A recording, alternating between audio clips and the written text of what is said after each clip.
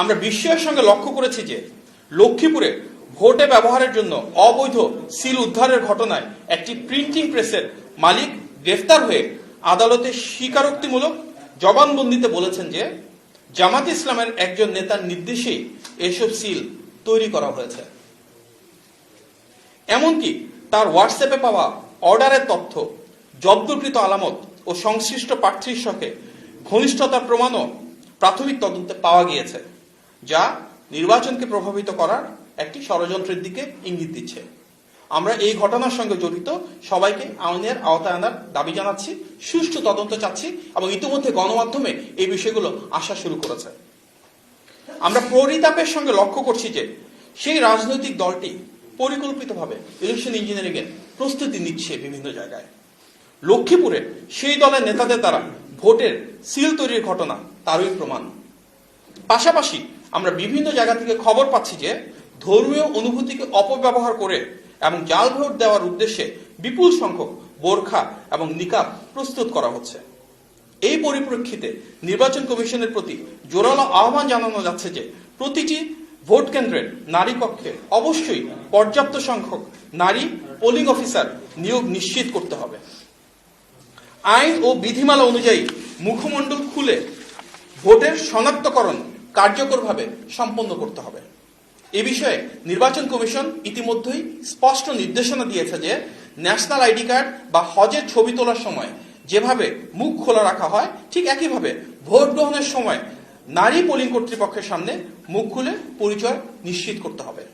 পাশাপাশি ভোটের স্বচ্ছতা ও বিশ্বাসযোগ্যতা রক্ষার সব রাজনৈতিক দলের পক্ষ থেকে নারী কক্ষে যথাসম্ভব নারী পোলিং এজেন্ট নিয়োগ নিশ্চিত করা অপরিহার্য এবং দায়িত্বশীল সকল রাজনৈতিক দলকে আমরা এ বিষয়ে সচেতন থাকার জন্য আহ্বান জানাচ্ছি।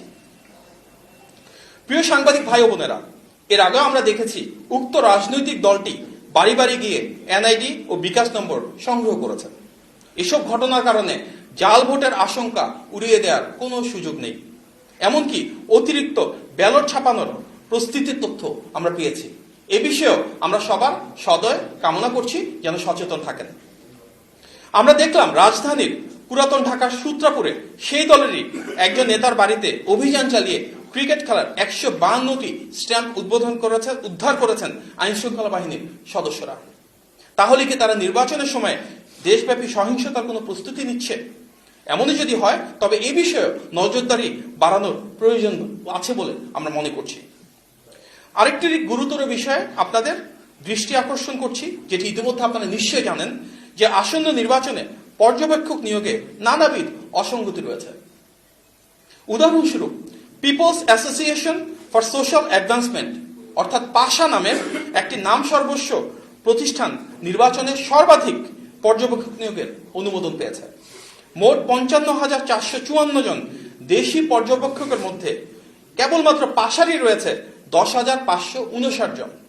যদিও বাস্তবে হবিগঞ্জের একটি গ্রামের বাসার একটি কক্ষই এই সংস্থার তথাকথিত কার্যালয় এবং লোকবল বলতে মূলত একজনই, যা ইতিমধ্যে গণমাধ্যমে প্রকাশ পেয়েছে।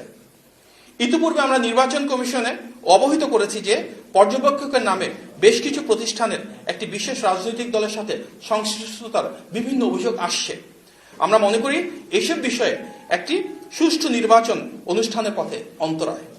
অতএব একটি অবাধ, সুষ্ঠু ও নিরপেক্ষ নির্বাচন আয়োজনের জন্য যে লেভেল প্লেইং ফিল্ড প্রয়োজন সেটি নিশ্চিত করতে প্রয়োজনীয় ব্যবস্থা গ্রহণের জন্য আমরা নির্বাচন কমিশন ও অন্তর্বর্তী সরকারের প্রতি আবারও আহ্বান জানাচ্ছি। গতকাল গভীর রাতে আমিও এই ফেসবুক পোস্টটা দেখেছি। জনাব তারেক রহমানের সাথে আমার ব্যক্তিগতভাবে কোনো কথা হয়নি এই বিষয়ে। তবে আমার কাছে মনে হয়েছে ফেসবুকে একটা পোস্ট করা এবং জনাব তারেক রহমানের অ্যাকাউন্টকে ট্র্যাক করা বেশ চটকদার একটা বিষয়। আগামীকালকে এবং আমি পরশুদিন যে শিডিউল আছে বিএনপির এবং আমাদের চেয়ারম্যান মহোদয়, আপনারা নিশ্চয়ই দেখছেন এটা যথেষ্ট প্যাক্ট। কতটুকু সময় আমাদের পক্ষে সেখানে বের করা সম্ভব সেটি নিয়ে কাজ করতে হবে। তবে নির্বাচনী দীর্ঘ পথযাত্রায় একদম প্রচারণার ঠিক 2-3 দিন আগে ফেসবুকে পোস্ট করা, ট্যাগ করা, হয়তো এটিও সোশ্যাল মিডিয়াতে ভাইরাল হওয়ার একটা কৌশল হতেও পারে। তবে আমরা বলি কি, এই যে পলিসি ডিবেটের কথা বলা হচ্ছে, বিএনপি তো হুট করে পলিসিটা দেয়নি।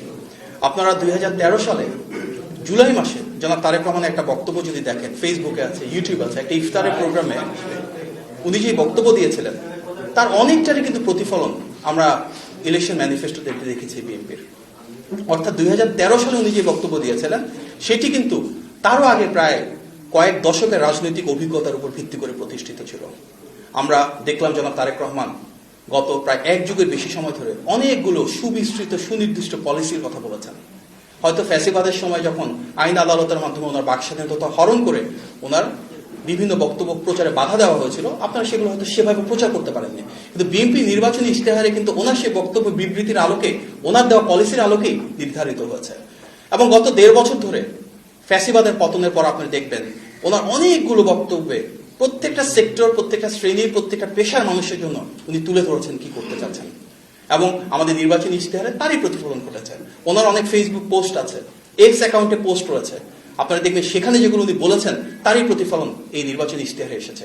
সুতরাং এই দীর্ঘ সময় ধরে কোনো আলোচনা, কোনো সমালোচনা, কোনো যৌক্তিক বয়ান তৈরি না করে হুট করে নির্বাচনের আগে এসে এই পলিসিগুলো, যেগুলো 1 বছরের বেশি সময় ধরে সারা বাংলাদেশের মানুষ দেখছে, সেগুলো নিয়ে পলিসি ডিবেটটা কেন, এটা যেমন একটা প্রশ্ন রাখে। একই সাথে আমার জানা মতে জামাতের যিনি আমির রয়েছেন, ওনার কোনো পলিসি পোস্ট আমি গত 1.5 বছরে তো দেখিনি, তার আগে গত 16 বছর 18 বছর কখনোই দেখিনি। জনাব তারেক রহমানের নেতৃত্বে বিএনপি থেকে আমরা যে ম্যানিফেস্টো করেছি, ডিফারেন্ট প্রফেশনাল টিমসরা কাজ করেছে, ওনার ভিশনটাকে সামনে রেখে। জামাতের আমিরের ক্ষেত্রে কি এটাই প্রযোজ্য, নাকি ওনার টিম মেম্বাররা করেছেন, উনি যে শুধু ওয়াকিবহল হচ্ছেন, সেটা আমরা জানি না ডিটেল। আর একটি রাজনৈতিক দল হিসেবে যদি দেখেন, বিএনপি সর্বপ্রথম ভিশন 2030 দিয়েছিল ফ্যাসিবাদের রক্তচক্ষুকে উপেক্ষা করে। দেশনেত্রী বেগম খালেদা জিয়া সেটি ঘোষণা করেছিলেন 2016 সালে। 2022 সালে আমাদের নেতা জনাব তারেক রহমান 27 দফা প্রণয়ন করেছিলেন, এবং 2023 সালে যুগপৎ আন্দোলনের শরিক সব রাজনৈতিক দলকে এক করে 31 দফা প্রণয়ন করেছিলেন। গত 1.5 বছরে আমরা কিন্তু সেই 31 দফা নিয়ে বাংলাদেশের প্রতিটি বিভাগ, জেলা, উপজেলা, ইউনিয়ন, ওয়ার্ড পর্যায়ে সাংগঠনিকভাবে কথা বলেছি।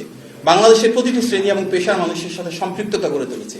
তার উপর ভিত্তি করে কিন্তু সংযোজন, বিয়োজন এবং পরিবর্তনের উপর আমরা এই ম্যানিফেস্টোটা প্রণয়ন করেছি। সুতরাং আমাদের যে ম্যানিফেস্টো, এখানে গণমানুষের আবেগ আকাঙ্ক্ষার প্রতিফলন রয়েছে। আমাদের নেতা জনাব তারেক রহমানের সুনির্দিষ্ট বহু দশকের যে পরিকল্পনা, যে রূপকল্প রয়েছে, সেটা প্রতিফলন রয়েছে। যে আমাদের ক্ষেত্রে সেটি প্রযোজ্য যে ওনারা এই ফ্যাসিবাদের দীর্ঘ সময়ে একটিবারের জন্য কোনো পলিসি নিয়ে আলাপ করেছেন, কোনো সংস্কারের বিষয়ে কথা বলেছেন বলে আমাদের জানা নাই। সুতরাং দুটো কনটেক্সটটা ভেরি ডিফারেন্ট। বিএনপি গণমানুষের দল হিসেবে এবং সবসময় জানতো যে রাষ্ট্র পরিচালনার সুযোগ আসবে ফ্যাসিবাদের পতনের পর একটা অবাধ, সুষ্ঠু, গ্রহণযোগ্য নির্বাচনের জন্য। সেই প্রস্তুতি নিয়ে আমরা দীর্ঘদিন ধরে কাজ করেছি। আমাদের কোনো পলিসি কিন্তু হুট করে আসে নাই। প্রত্যেকটা পলিসিরই একটা ডিফারেন্ট স্টোরি রয়েছে, প্রত্যেকটা পলিসির জন্য ডিফারেন্ট কনসালটেশন প্রসেস রয়েছে, এবং এই দীর্ঘ সময় কিন্তু এগুলো নিয়ে কোনো আলোচনা হয়নি। নির্বাচনের ঠিক আগে দিয়ে হঠাৎ করে কেন এই কথাগুলো আসছে, আমার মনে হয় তার চাইতে আমাদের কাছে আরো বেটার হবে যে সবাই যদি যার যার পলিসিগুলো দিয়ে জনগণের মতামত নেয়। এবং আমরা ইতিমধ্যে দেখেছি, যেহেতু জনগণের মতামতের উপর ভিত্তি করে বিএনপির ম্যানিফেস্টো আলহামদুলিল্লাহ সেটি সমর্থিত হচ্ছে। অন্যদিকে যে দলটির কথা আপনি বললেন বা যিনি আমির সাহেব রয়েছেন, ওনার বক্তব্য তো স্পষ্টতা প্রয়োজন। কিছু ক্ষেত্রে আমরা দ্বিচারিতা দেখতে পাচ্ছি। নারী বিষয়ে যদি বলি, আমরা দেখছি যে ওনার একটা এক্সপোস্টের বিষয়ে কথা হচ্ছে, সেটা অবমাননাকর কথা হয়েছে, যার অনেকটুকুই কিন্তু আল জাজিরাতে ওনার যে ইন্টারভিউ, সেটির যে ধারাবাহিকতা, উনি প্রচন্ড চাপে আছেন স্বাভাবিকভাবেই। সেখানে এই দ্বিচারিতা কেন, যেখানে একদিকে বলছেন ওনারা নাকি নারী থেকে মন্ত্রীও করবেন, অথচ ওনারা একজন নারী প্রার্থীকেও সংসদ সদস্য হিসেবে মনোনয়ন দেননি। তাহলে ওনারা ভবিষ্যতে সংরক্ষিত আসনে যাই পান সেখানে বা কাকে দিবেন? মন্ত্রণালয়ের কথা বলছেন, মন্ত্রী হিসাবে কাকে দিবেন? এগুলো তো স্পষ্টতা প্রয়োজন। ওনারা বলছেন 5 ঘন্টা কাজ করবেন, 8 ঘন্টার বদলে নারীদেরকে ঘরের দিকে নিয়ে যাবেন, বাট ওনাদের কথা বা আচরণের তো সেটা কোনো বহিঃপ্রকাশ নাই। আমাদের যারা নারী প্রার্থী রয়েছেন, সবচেয়ে বেশি নারী প্রার্থী বিএনপির, প্রত্যেকে সাইবার বুলিং এর শিকার হচ্ছেন, হ্যারাসমেন্টের শিকার হচ্ছেন, বিভিন্ন রকমের থ্রেটেনিং এর শিকার হচ্ছেন। তো নীতিগত ক্ষেত্রে আমি শুধু নারীর বিষয়ে যদি বলি, সেই রাজনৈতিক দলটির তো বক্তব্যেরই ধারাবাহিকতা নাই, স্পষ্টতা নাই।